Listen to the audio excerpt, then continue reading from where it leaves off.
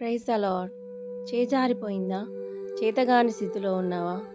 ఇక నా వల్ల కాదని అనుకుంటున్నావా? అయితే సమస్య ఏదైనా పరిష్కారం ఉంది. అది యేసయ్యకు సాధ్యమే. లాజర్ చనిపోయినప్పుడు యేసయ్య 4 రోజుల తర్వాత వచ్చారు. అప్పటికి లాజర్ సమాధి కార్యక్రమాలన్నీ అయిపోయాయి. మార్తా, మరియలు యేసయ్యను చూసి, "నీవిక్కడ ఉండుంటే నా సహోదరుడు చావకుండునని" చెప్పారు.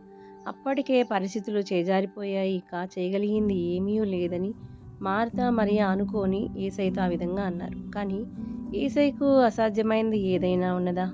ఏదీయూ లేదు. ఆయనకు సమస్తమూ సాధ్యమే. ఆయన చనిపోయిన వారిని లేపగలడు. సమాధి చేయబడిన వారిని కూడా లేపగలడు అని లాజరును లేపి నిరూపించాడు. తన ప్రభావ మహిమలను సర్వలోకానికి చూపించాడు ఒక్క మాటతోనే. కాబట్టి నీ జీవితంలో చేజారిన పరిస్థితులు, చేతగాని స్థితిగతులు ఎదురయ్యాయా?